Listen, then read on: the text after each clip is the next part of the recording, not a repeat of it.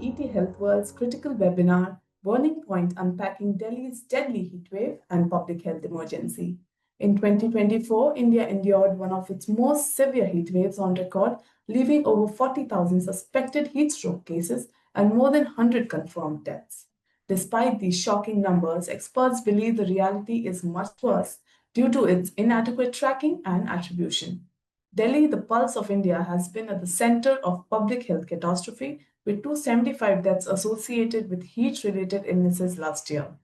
Hospitals in the region faced hundreds of heat induced emergency cases, and tragically, some of the deaths were due to lack of cooling infrastructure and treatment delays. The situation is equally grim across urban and rural pockets. Through this webinar, we try to explore how the systems and communities are preparing to withstand the climate emergency this year.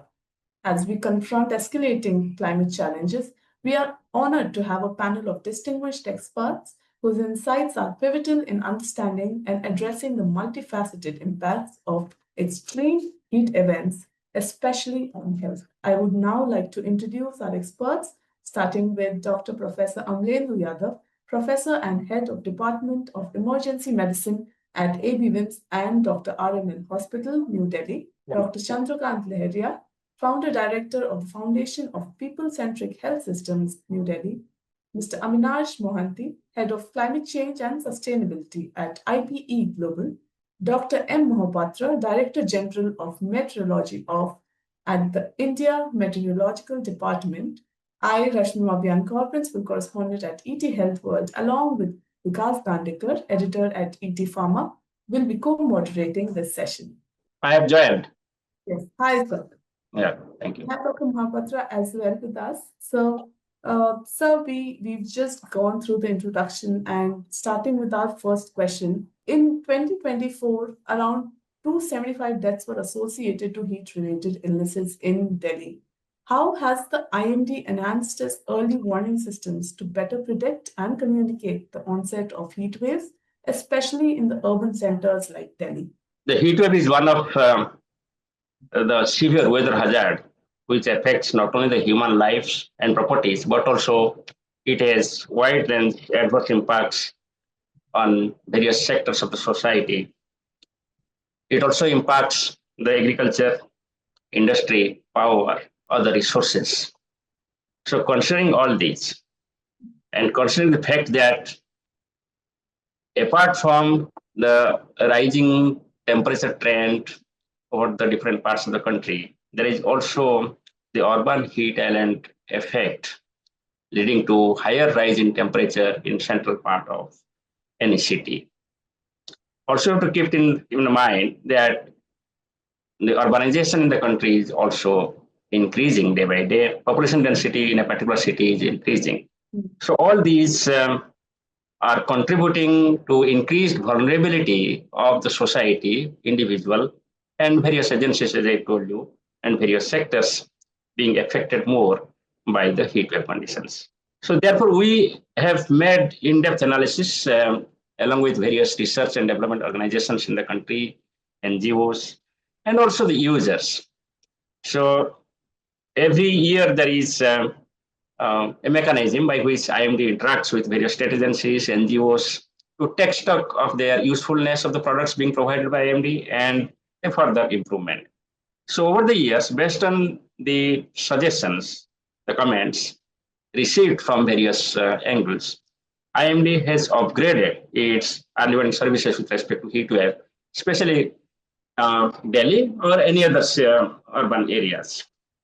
It includes a change, you can say paradigm shift from the earlier approach of heat wave monitoring and forecasting to a new approach where we not only consider only the maximum temperature for deciding the impact of the expected heat wave, but also we consider the night temperature.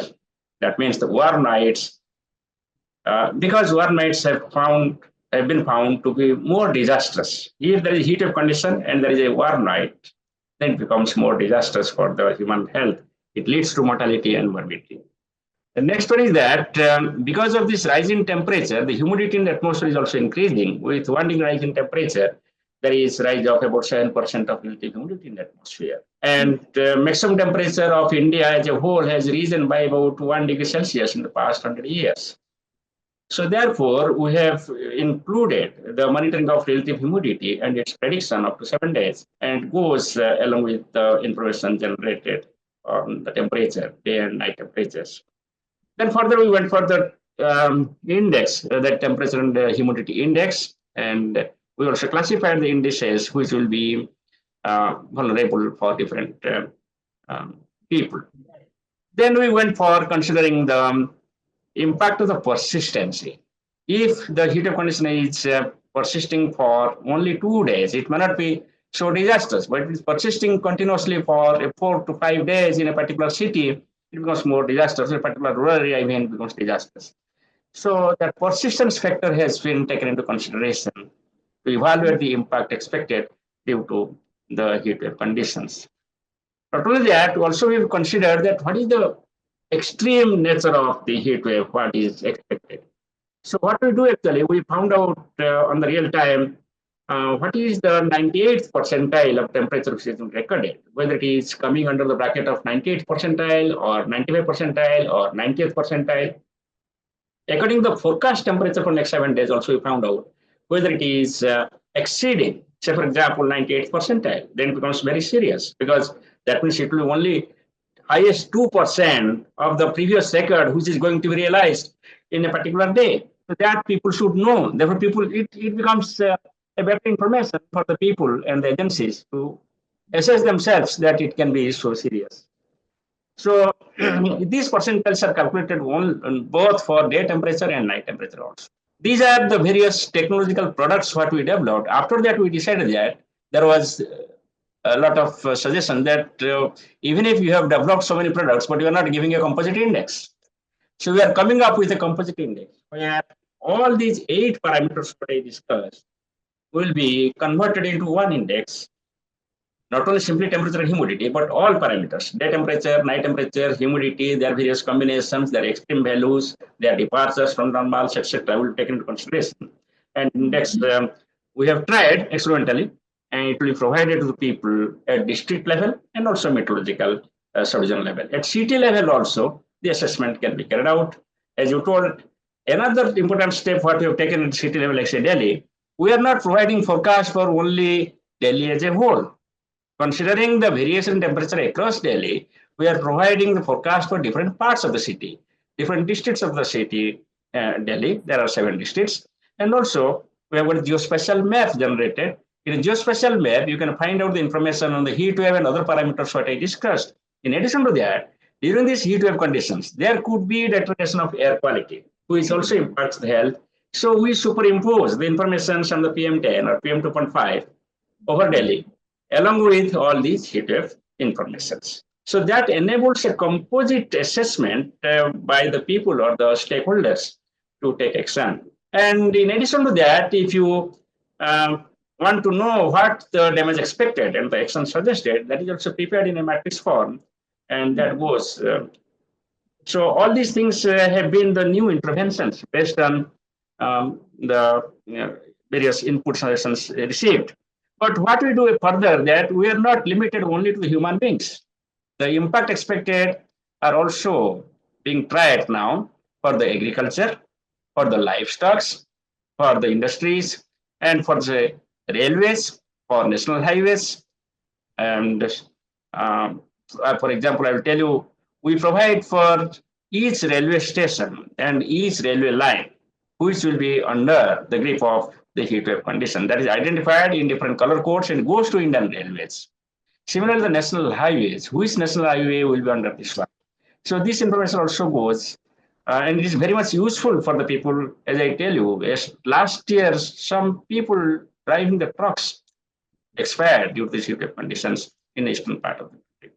So like this, we are trying to come up with various innovative ways by which it can reach out. Recent development, I will tell you, this 15 days development, there is association in Delhi for rickshawalas, street vendors, those who are selling the fruits, the vegetables. They came up to me and they told that, sir, we want to utilize the informations. And now our information is going to them directly through their associations and is being displayed in certain vegetable markets in simple board, and they write it what is the temperature expected and what action we should take to save ourselves. And they also make arrangement for the drinking water of the things at a micro level, at the community level, apart from various actions being taken under the heat action plan.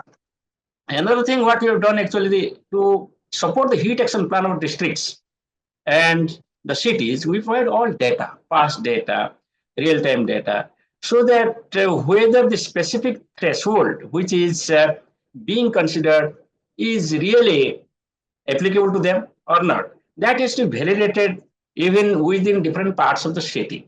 So that exercise is being carried out by various NGOs, and we are working towards that direction. So like that, any capacity building measures, even if anyone wants any data we provided, now also I am telling you, if anyone wants to develop any kind of tools, we are ready to provide all these informations for research and development so that we can have the society better. Thank you, Dr. Mohapatra. I really wanted to know if there is any movement in terms of policy making when we have such huge data, and how are we better preparing for the upcoming heat, the emergency that we will see? How is the forecast like for this year? Yeah, this year almost 3 months, 2 months are over, March and April. And for this season, we predict that it will be higher than normal number of heat wave days. So usually you will find that there will be around 7 to 10 days of heat wave prevailing in different parts of the country in any particular year. And this year we expected that this will be around 6 to 10 days extra in different parts of the country. Further, of course, we told that compared to last year, the frequency may be less, slightly less, but heat wave is there. And so far, what has happened during March and April, there has been heat wave conditions in the western part this year more. That is, Gujarat, Rajasthan, especially has been affected by the heat wave in the month of March and April. And to some extent, Haryana, including Delhi, Punjab, Jammu region, also there has been heat wave conditions. There has been one or two spells of heat wave conditions in the eastern part of the country, like Bihar, Jharkhand, against West Bengal, Odisha, North Andhra Pradesh. In central part, Bidar, and south part of MP has also experienced. Very rare occasions, 1 or 2 days also along the west coast, there was heat wave conditions starting from Kerala to Konkan areas, but it was not so prevalent and more frequent. In the coming days, 10th, we are not expecting any heat wave conditions because of ongoing thunderstorm activity in different parts of the country. There could be 2 to 3 days heat wave condition in eastern parts of the country during 10th to 15th. But after 15th, we are expecting that this thunderstorm activity will reduce and gradually temperature will increase in northwest part of the country, and heat wave conditions may develop the second half of the May. Thank you, Dr. Mahapatra. Moving on to Dr. Yadav, what trends have you observed in heat-related emergency cases in Delhi hospitals over the recent years, and how are emergency departments adapting to these challenges? So we started about heat waves, heat stroke related facilities last year itself. And based on the last year's experience, we have augmented our facility this year also. So last year, what we have observed is that it is the vulnerable population which is coming to our hospital. And this vulnerable population is actually belonging to the lower socioeconomic status. The population which came as a victim of heat stroke last year was consisting of security guards, the food vendors, the construction workers, the elderly people, elderly people who are usually residing in the top floor, and they are being served morning, evening, and breakfast time, and the rest of the times they get neglected, and during the electricity failures, their temperature get warmed up, and they were found unconscious the next day. So such kind of population was actually brought in the morning the next day when they realized that elderly person in the family now has become unconscious. Another good thing that in heat stroke is it is not just the temperature, as has been emphasized earlier by Dr. Mahapatra, that it is not the absolute temperature. Temperature plus the component of humidity that should be incorporated, which we call as heat index. Like once the temperature reaches a certain limit and the humidity exceed 75%, so our body's ability to overcome or to maintain our own body temperatures goes away. Like if we take one extreme of heat related illness, the extreme condition is heat stroke. By definition, heat stroke is one when the temperature crosses 105 degree Fahrenheit. Patients also develop some CNS manifestation, mental manifestations of confusion, unconsciousness, semi-consciousness, seizures are there. And the third component of heat stroke is patient's own ability to maintain the body's temperature goes up. It means that patient is not able to sweat. Once patient is not able to sweat, it means that patient's ability to control body's temperature has gone. That mechanism has gone, and passively from the surrounding external heat, body get warmed up. Last year, we saw patients in the whose temperature was in the range of 105, 107. One patient was 110 degree Fahrenheit. So most of these heat stroke patients, by the time they come to us, are almost 80 to 90% were unconscious. And by that time, most of these patients develop organ failures. Organ failures in terms of kidney failures, in terms of liver injuries, because liver is very susceptible to high temperature. Heart failures, respiratory failures, unconsciousness, inability, difficulty in breathing, very dehydrated, blood pressure is very low. So such patients are triaged immediately and identified that this patients belongs to a heat stroke category.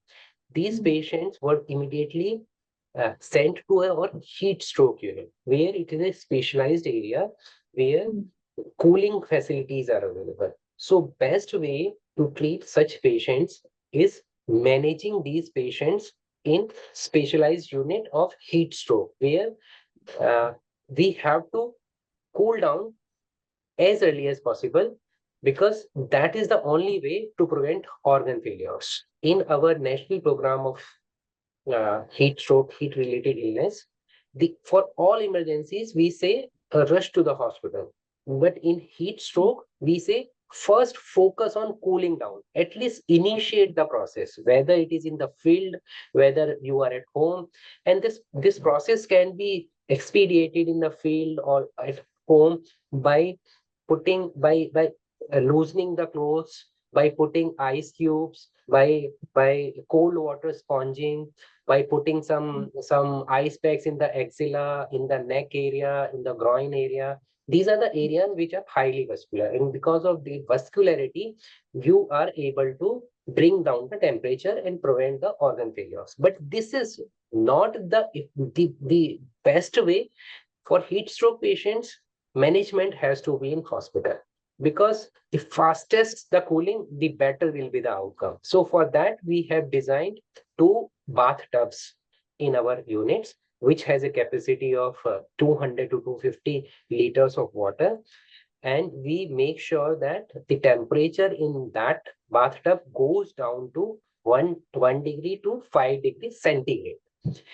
That is called ice cold water. And this is the best way of bringing down the temperature for a heat stroke patients. With this process, the patient of heat stroke is immersed in that water, and the cooling rate should be at least 0.15 degree per minute. So it takes approximately 5 to 6 minutes to bring down 1 degree of 1 degree centigrade to bring to 1 degree less. So Approximately, to bring down the temperature to roughly 100 and 101 degree Fahrenheit, it takes 20 to 25 minutes. The therapy is so effective that some of the patients who were unconscious actually regained consciousness during the therapy itself. And we were surprised that it is such an effective therapy. And earliest we could, the better will be the outcome and the better will be the prognosis of these patients. After emerging and bringing down the body's temperature to 100 and 101 degrees centigrade, these patients are taken out of that bathtub and were shifted either to the ward or to the ICU. But because, as I said, these patients are mostly critically sick, have some component of organ failures, most of these patients actually go to the ICU. If such therapy is not provided to these patients, mortality can be as high as 80 to 90%. If we are able to provide right kind of treatment at earliest possible time, we can bring down this mortality to just 10%. Last year, we have a roughly mortality of 30% in heat stroke patients. But this year, we are focusing it to, we are aiming to bring it down further below 30%. So other than that, we realized that we should have our ambulances, which should be equipped to manage these patients for heat stroke related illness on the way during the transport. So we have augmented our ACLS ambulances, which have facility, at least have an ice of 20 to 25 kg, has a inflatable tubs which can be inflated. Some water can be put, some ice can be put, patient can be submerged in that, and cooling can start at the site and during the transportation also. There are areas where our ambulances cannot reach in colonies and cluster areas. So what we have devised is a tarpaulin, 8 feet by 8 feet tarpaulin.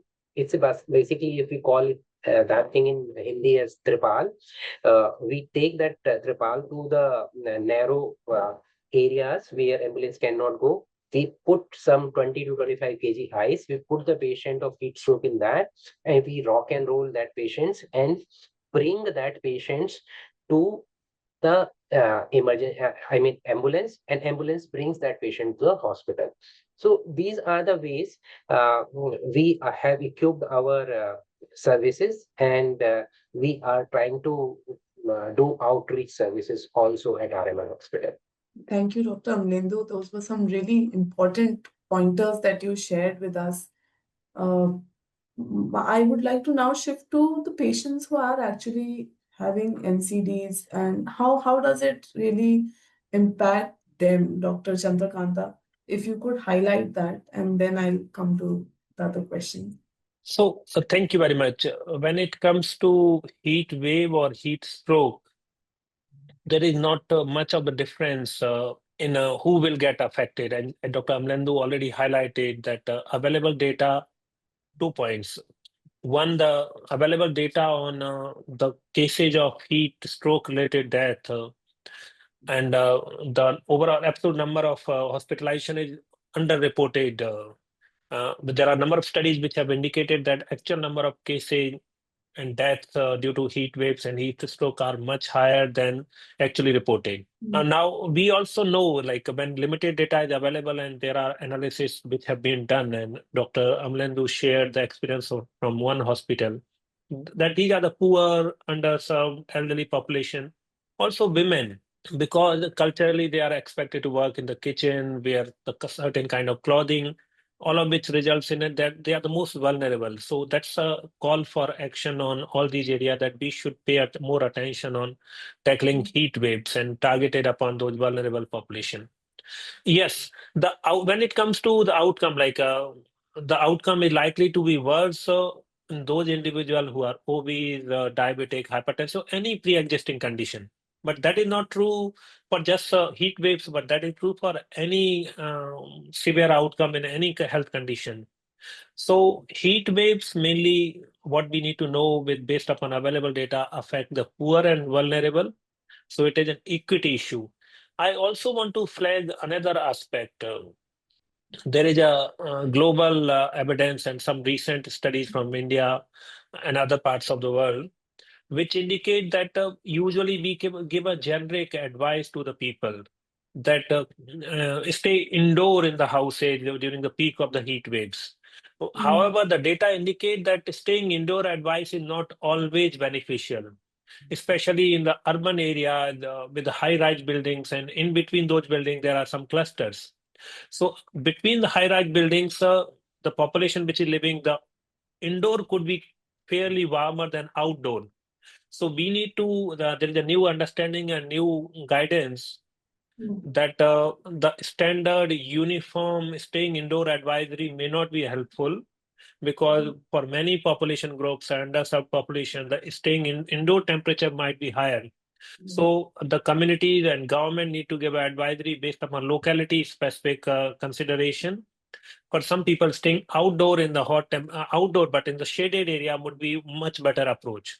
Of course, what we need to do, that we need to pay specialized attention on vulnerable population with the non-communicable diseases.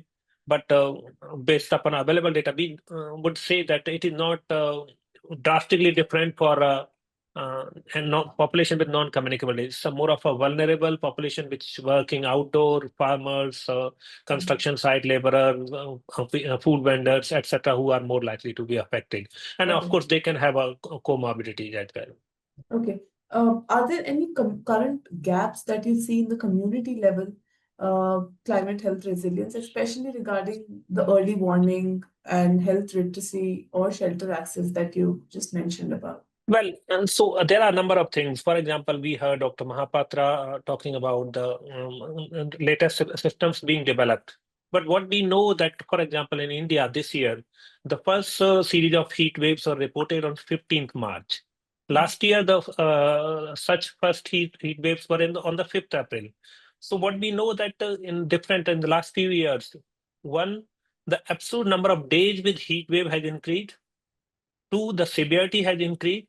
And three, they come little earlier. So one of the suggestions which has come from the multiple experts is that we need to activate our heat action plan from the early March and not from the early April. That's part one. Second thing is that we need to identify, recognize that there are like a daytime variation or evening time variations in the heat waves. So to develop these heat action plan, which around 23 Indian states and 140 Indian cities have developed, we need to factor in daytime or evening time temperature and locality specific consideration.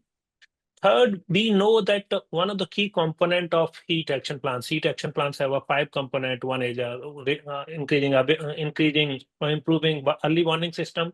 Second, getting health system ready. Third, one of the component is getting communities ready and communities being aware that what action to be taken for preventing from heat waves or heat strokes. And I think that continue to be one of the weakest area. The population which need to know these actions is less likely to be aware.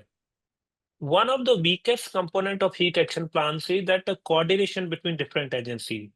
We know that in urban settings, there are local bodies such as Nagar Nigam or corporation and councils, then state governments and other agencies. So one of the experience from the last 10 years in India, wherever states have prepared heat action plan or districts have prepared heat action plan, that they are successful only when the different stakeholder agency, and when I say stakeholder agency, I mean council or corporation, state government, district authority, medical colleges, non-government organization, all of the agencies come together. Then only these are successful. Otherwise, they do not work really well. Important part is that while we are doing a lot of short-term actions, for example, we heard from other speakers also that whenever there are heat waves, there are arrangements for water points and clean, etc.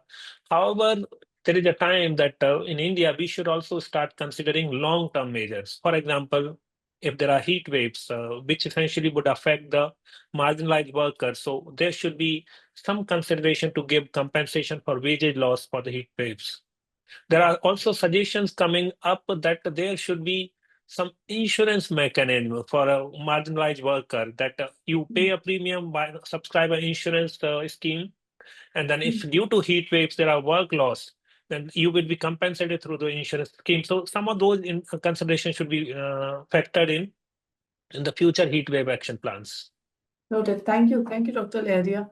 Uh, Coming to you, Mr. Vinash, considering the urban heat island effect, Mr. Mahapatra also discussed on that. What are the sustainability urban planning strategies that can be employed to reduce the heat stress in metropolitan areas that we see? And what is the cascading impact of the urban heat island effects? I think a lot has been spoken. Dr. Mahapatra suggested what exactly is impact-based forecasting, and what are the developments around impact-based forecasting, which has been just initiated. That provides a lot of avenue in terms of decoding the temperature rise, as well as the heat wave condition by large. But beyond that, when it comes to managing heat, heat is like a slow poison. I would rather say in that way. Meteorologically and climatologically, it triggers to a lot of these extreme events. Heat, because it supplements that fuel, number one. But also on a socio-economic scale, it impacts largely because it is quite uneven, ununiform, and largely the impact is very dissociated. The way I am going to be impacted by heat stress is going to be different to that of you, to that of somebody who is more exposed. It's also a question of what are the thermal comfort levels are we living in, and that's where I'll circle it back to what Dr. Leheria and Dr. Amlendu touched upon. The impact is going to be dissociated as well. Now, when it comes to urban heat island like effect, the solutions are also multifolded. It A begins with if there is a heat wave alert that has come down from IMD, then we all need to have an accessibility to cooling appliances. That Mm, means we need to have uninterrupted power services. If the question comes in terms of power services, then we need to have an accessibility to sustainable cooling appliances largely. I'm not talking of ACs because a lot of people, some of us were fortunate enough to afford AC, but a lot of us within the communities do not have access to those cooling appliances. Now, question comes in, what kind of roof are they living in? What is the larger ambient building where they are residing? And that's where it plays an important role. Even though the temperature outside will be 37, 40, 45 degrees, inside it's going to be a hot chamber. It's like a situation where you are put inside a room and you have been supplemented with two heaters that we use in winters, right? That's where the heat gets stuck. So all of these situations lead to a lot of health implications that we have already discussed. B, it also leads to larger kind of socio-economic impacts. Various studies, some of the estimates from International Labour Organization suggest that around 30 million jobs are going to be lost in India, especially from the hard to expose sectors, manufacturing, construction, so on and so forth. And these numbers mean a lot. In terms of agriculture productivity, there are studies that suggest that if there's a zero point 0.5 to 1 degree rise in temperature, it's going to bring down the agriculture productivity by 2%. And 2% leads to a larger dent into the GDP, right? Because many of our states are still relying heavily on an agrarian economy based. Now, coming back to the urban question, India is also aspiring. India is aspiring to move from tier 3 to tier 2, tier 2 to tier 1 cities, and tier 2 1 cities are becoming overburdened. It's like a situation where your hand can withstand a dumbbell of 20 kilogram, but you put down a 40 kilogram. Either the dumbbell is going to fall off or your hand is going to break. That's where the carrying capacity question comes in.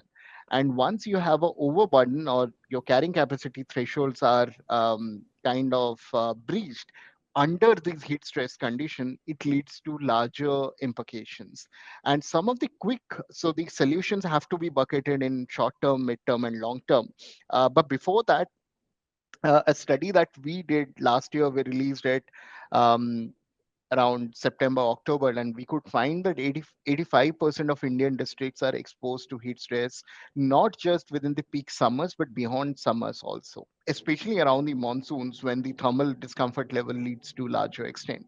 And that's where you need to implement some of the short-term goals. One of the short-term goals is to increase the larger tree cover, because what happens if you are around Delhi and you are traveling from, say, Kutub institutional area towards Chand Chowk, central Delhi, then you'll feel a sudden cooler air flowing in, and that's where the micro temperatures come down, right? And that's directly linked to the landscape. So why these heat impacts are also increasing? Because of a lot of landscape degradation that has happened. Our natural ecosystems act as a shock absorber. Our wetlands have been encroached, our tree cover have been decreasing, so hence your microclimate. So um, to mitigate urban heat island kind of effect, you need to increase your tree cover, not just by species which do not have higher canopy, but largely by canopies which can grow faster. Number one. Number two is you need to make your roofs more and more sustainable. Some of the quick fixes are in terms of increasing the reflective index of your roofs. In layman terms, you need to start using more larger materials that can reflect back the heat actually. The third thing that has to be done is making power accessible, right? There are still a lot of surge and disruption that happens on power, and hence the larger section of society do not have access to cooling appliances. So these are some of the quick fixes. On a long-term basis, we really need to, on top of whatever alerts we are getting and the impact-based forecasting and whatever attributional health impacts we have just discussed, we need to understand what is the carrying capacity of each of these hotspots, the heat wave hotspots, and then try to retrieve back and understand how much of likelihood of impact is it going to be on a hotspot scale. If I have to speak in layman's term, in a mohalla kind of uh, gradient or slope, you need to make those implications more hypergranular. Third is you need to come up with some of these quick solutions in terms of how you are trying to have your working conditions, especially for sectors and for population who are engaged in some of these directly exposed heat kind of work, construction. Dr. Mahapatra just spoke about the Riksha associations and others. So these are the communities who need to be very well averse with what are the likelihood of impact. And that has to be very absolute, because it can't just be that there is a heat stress condition which is going to happen. Rather than that, we need to get into boil it down. How much of health budget is going to increase? What are the nearest hospitals? What are the likelihood of various diseases one might face if somebody is getting exposed to larger heat stress? And that's where the question comes in of family budgets, attributional kind of agriculture practices, livelihood practices, so on and so forth. So there's no straight answer to this, but it has to be bucketed. And the buck starts and really starts with democratizing the heat related information first, and then trying to understand, not have a blanket cover a solution or a problem, rather try to bucket it into different genres. And that's where it makes more sense than kind of mitigating the heat stress. The other part that I want to touch upon is a lot of, I mean, in India, we have got a mandate that every district should have a district disaster management plan. Some of the cities have been forthcoming in terms of developing their heat action plans, but when it comes to this disaster heat action plans and disaster management plans, they have to be updated annually. But in India, we have stats where almost 38% of the district disaster plans across all the districts, only 38% of the district disaster management plans have been updated. Now, without updation, you don't have a mandate on information. Although these alerts and forecasts that comes down from IND are very, very important, a lot of work happens around that. But if you don't have those administrative measures, then that information from New Delhi to a village in Bihar will take a lot of time to travel and make sense. That is why, or a city like Patna, a tier two city like Bhopal, will take a lot of time in terms of translating that into the next zones. So really, we need to boil down some of these discussions and informations into very, very razor sharp actions. And in order to make those actions mandated and constituted, you need to have those action plans updated. That's step one. Step two is democratizing a lot of these technologies that are available. It can't be, because today you cannot afford ACs. Everyone can't afford that AC. Even if you afford it, the quantum of electric bill that are going to come down, is it affordable? So we need to really question how does this technologies can be subsidized. I'm not in favor of using more and more ACs, but sustainable cooling solutions need to be in place, and that's where a lot of these technologies can take it up. Third is budget. If these action plans are not updated, you don't have budgetary provisions in that. Hence, your municipal corporations, some of these cities across India, if I have to name a few, we are developing the multi-hazard risk atlas for city of Mumbai, where heat, largely heat risk is part of it, and they have a budgetary provision. As we speak today, we started our work in Patna in terms of developing the dynamic heat action plan and other work modules. So there are some of these budgetary provisions, but it is very, very minuscule, if I have to put it in that way. If you need, I mean, uh, if you need $100 today, then the money available is around $10. And that too, that has to be distributed not just on heat, but also other disasters. So really, we need to get around and get our house together in terms of how we are looking at some of these evolving risk landscape, because they are going to dent our GDP, our economical pathways that we have planned it out. The third thing is the recognition of heat wave. Heat wave still is not recognized as one of the scheduled disasters. The recognition of heat wave as a disaster becomes paramount, um, because that will again provide a lot of urgency. The urgency only from India Meteorological Department is not going to be sufficient in terms of translating it into heat mitigation actions. So yeah, that's where I'll pause. Thank you, Mr. Monty. I think you touched upon some very important points and also budget that we were coming to next.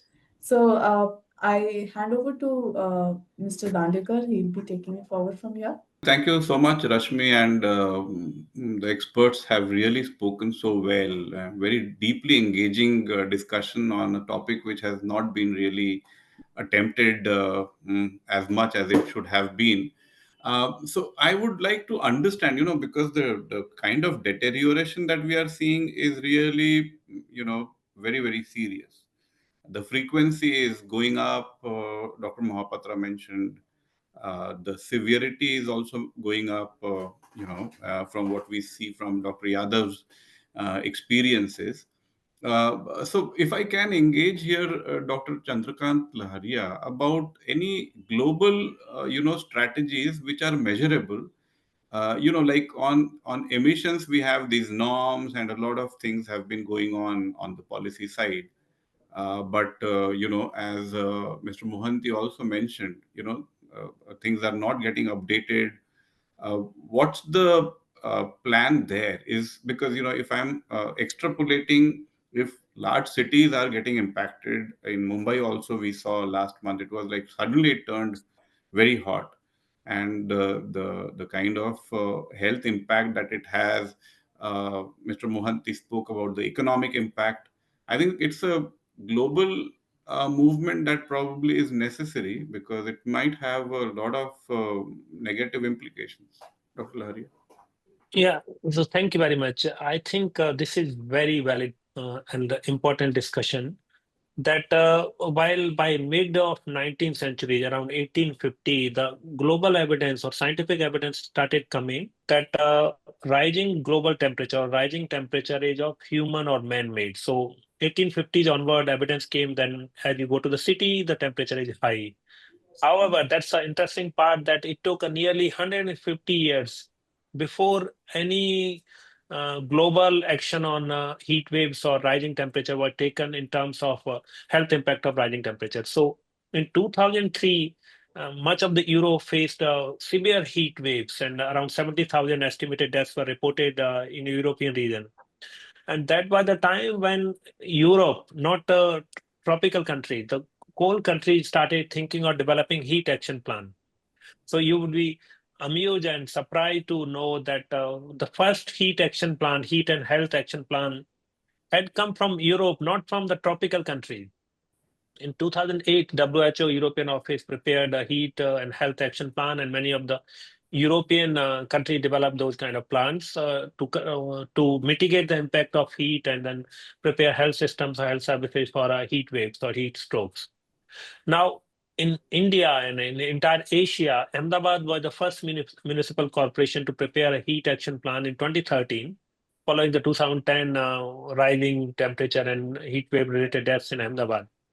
My point here is that usually in these areas, though, like a global temperature monitoring, and even in India, temperature monitoring started around 1901 or so. But in the last so many years, the use of that data for a heat and health impact had not been effectively done.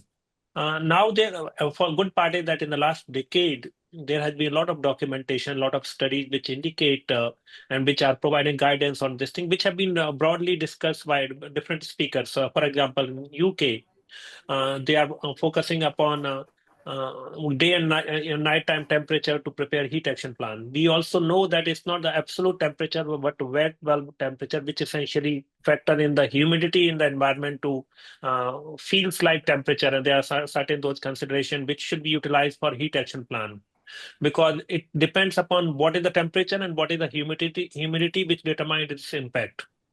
The reflective roof, this approach has been followed in a number of Indian states, especially Rajasthan, Gujarat, and other places. So what we are learning that in the last decade, there has been learning from implementation of heat action plan.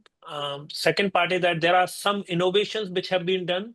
There are some global experience coming, but I would say that there is because other temperate countries where the challenge is more of a cold, not the heat, and it was occasional temperature. So tropical countries in Asia, and especially country like India, which has a vast geography, we have to learn from our last decade's experience. We have to learn from each other's experience, and some global learning will come, which will guide us. But I would boil down to the few things. One, we need to revive our heat action plans based upon the learnings. Second, we need to activate our heat action plan from the early March. Third, the approach should not be short-term measures, but a more of a long-term measures also. Of course, ensuring water points is important and is being done, but that's not the long-term solution. And of course, the final point, which Mr. Mohanty also flagged, that we need to work upon the reducing the temperature, ensuring the temperature rise is not that quick. In the 2024, for the first time, world temperature crossed 1.5 degrees Celsius higher than the recorded temperature in human history in the 1901. So temperature rise is a real phenomenon. 22, 23, 24 was the 3 year where the average global temperature was higher than the previous year's temperature. We know that December 2022 was the highest temperature recorded in the month of December in 122-year history, March 23. So what we are seeing the rising temperature. So if we only keep solving the impact of it, that will not be. We need to go to the root and then need to work with different ministerial departments. Sure. Right. Yeah. So that actually takes me again to Mr. Mohanty. From your experience, with all of those interventions that you actually mentioned, do you have any examples of an ideal positive outcome, at least even in a marginal way? Any of the places that you probably have seen have done better, because we need to also bring in some positive aspect of good interventions. Is there something that we can hold out as an example? Absolutely. And not to our surprise, many of these interventions have come down not from federal agencies or state agencies. These are community mobilized interventions which have come down.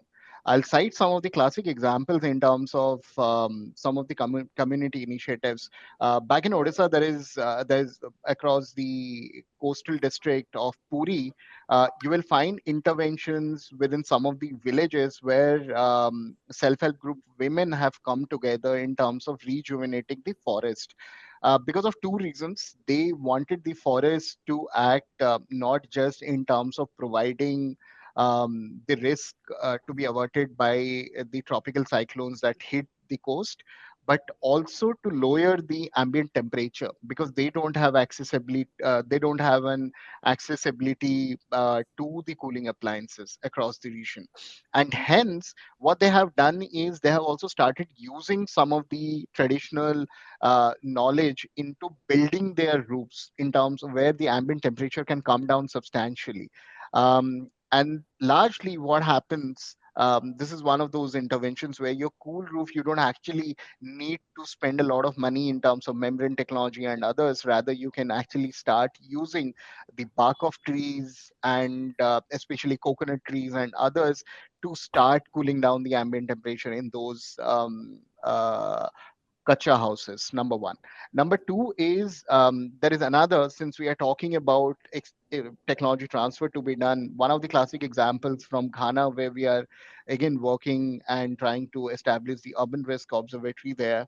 Ghana Met and Environmental Protection Agency, some of the tribal groups have come together in terms of uh, developing very indigenous housing structures where the airflow is maintained. So you literally don't need fans or ACs, especially during the peak summers. And this also dates back to our history. The Indian Parliament, the older Parliament building, also had a aerodynamic structure where the airflow was so good that you never needed ACs.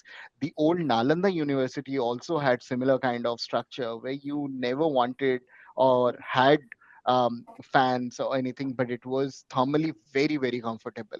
I can go on with a larger list Yeah. of some of these interventions, but the crux of the story is there are many of these interventions which are coming in. Now, these traditional knowledge and practices are very good. They have a scientific evidence in some they don't have a scientific evidence, but there are also the technologies. Now, how much of these technologies which have been put into place are actually going to mitigate the heat risk or increase the heat risk? There is also something what we call it within the adaptation and resilience space of climate change is maladaptation. So we need to be very cognizant of that. The ACs now, we have some epidemiologists and public health experts in the room. They can better tell us that how much of exposure to these ACs is better. Couple of days before, there was a notification that came out from the Bureau of Energy Efficiency that your ACs have to be fixed on a temperature of 24 because they are energy efficient. Now, these are very small tweaks that can be done both at a micro level as well as at a macro level to mitigate the risk and get the rubber hit the road in terms of mitigating some of these impacts. You don't have to wait for IMD and others to come up with those solutions and then take I, it forward there. I think we have quickly, absolutely run out of time. There is just so much of discussion that is still left, but 1 hour went like breeze. Rashmi, I think half of our questions are still pending, so we probably will need to go back and do a season two. But before that, you want to quickly do a wrap up. It's 2012:55. Okay. Maybe a couple of So questions. we have 5 minutes. We'll quickly take some audience questions that we have received. So the first question is, how can medical colleges play a role in mitigating the heat-related illnesses in the community? This is for Dr. Amlendu. See, we have almost like 700 and roughly 20 medical colleges, and these heat-related illness are not going to go away in very short period of time. So definitely we can incorporate this as a chapter in our preventive medicine, where awareness can be created about the disease, heat-related illness. It's a spectrum of disorders. One. Second thing is this team medical college also have an outreach services where they serve in some medical, in some village, urban centers, so that awareness can be spread through them also. Each student can be make aware about the heat-related illness. The whole family, the community in which they are living can contribute to the awareness and the management of heat-related illness. That is short. Thank you. Thank you, Dr. Niño. The next question is for Dr. Mohapatra. How can weather forecasts be better linked with public health, agriculture, nutrition, and city planning to prevent heat crisis? Are we doing anything about it? Over the years, there has been a collaborative approach with the concerned agencies. So one of the example is the health sector. We have a very good linkage with all the health departments across the states. Even we go for communicating our heat wave warnings advisories to the Indian Medical Association, where a large number of doctors also get these informations. And similarly, at the state level also, through the concerned state health department, it goes towards the various public health agencies, including the PSCs and CSCs, etc. Similarly, with respect to agriculture, our information with respect to heat wave goes to state agriculture department, the ministry. It goes to mass media like say DD Kisan and other agencies. Also, we communicate even through All India Radio, FM radio, etc. Wherever possible, we have got FM radio and community radio. So we also go for some kind of public-private partnership. For example, we have got MS Swaminathan Foundation, got Reliance Foundation, and many others, where directly the heat wave warning, along with the agreement advisory services, are communicated to the people through these agencies. And recently, we have come up with very innovative approach, you can say, with the Minister of Panchayat Raj. Through Minister of Panchayat Raj, we are able to reach out to each ward member, each sarpanch, and also the Panchayat Secretary. They are getting this information, not only on heat wave, but also all types of weather informations are being communicated in local language. Similarly, to empower women, the self-help group, we have been able to connect the Gram Sakhi, that is Krishi Sakhi, and the Pasu Sakhi. And that is possible because of the collaboration with Ministry of Rural Development. The similar way, we are going for horticulture. It has not started yet. It is going as for agriculture only. But we have to start here. We are in talk for collaboration. Most probably we'll do it this year or within a year. Livestock, horticulture, pisciculture, freshwater aquaculture, and so many. But for with respect to electricity, yes, power sector gets information. There is a collaborative web platform developed for the power sector and renewable energy sector. So like this, all the state emergency operation centers, they are connected along with their mobile app. All the information goes to the state mobile app. In the local language, they also get the informations. So we are also trying in such a way that in the block level, the WhatsApp group has been generated, but not all blocks are complete at present. So that information can also reach directly at least 5 villagers in a particular village. That is the objective. So that through gossiping or through whispering, the message can go to all the people. We have taken another initiative, that is the mandis, where the farmers gather to deliver their products. There also the information is being provided to them. So there are some of the initiatives to connect the people and the agencies. It is I'll tell you, it is a collaborative part. And towards mitigation, IMD does not do anything. Actually, IMD is early warning agency. We try to provide the information as early as possible, as accurate as possible. And as far as even the last mile connectivity is the state's initiative, but however, additionally, IMD goes for that. I want to mention here that over the years, just look at, there has been about 50% improvement in forecast accuracy of the heat wave during the past 10 years. And in the past 5 years, if you compare, our forecast accuracy of 3 days in advance now is same as the 5 days in advance. That means lead period with the same accuracy has also improved by 2 days. But still there are gap areas as discussed in today's very valuable discussion. I also learned a lot that we have to connect better and we have to prepare the information in such a way that people can understand, people can take actions. That means it should be user friendly in their own language. Even I am sure if you go to very remote areas, the dialects, they may not be able to understand the English, Hindi, or the state language of the particular state. So there is a huge work towards that. Apart from this, I just want to mention another thing. There is forest fire. During this heat wave, there will be forest fire situations. So we give our information to the FSI, Forest Survey of India, and DG Forest, and all the different forests which are located in different parts of the country. It also affects our flora and fauna. So all these are just growing, as some of our panel experts told. It is growing in the country. I'm sure we can do better. Thank you. Thank you, Dr. Mahapatra.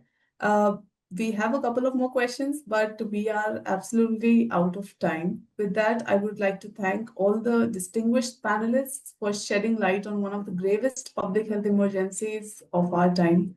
India needs to build a health system that treats heat waves not just as a seasonal nuisance, but a chronic public health threat. Our climate budgets must reflect the urgency that people are dying today. We cannot afford reflective measures anymore, and proactive resilience is the only way forward. Let us collectively ensure that our public health systems, cities, and communities are fortified to withstand extremes like never before. Thank you all. Thank you, audience, for joining us today, and have a great day ahead. Thank you. Thank you, everyone. Thank you.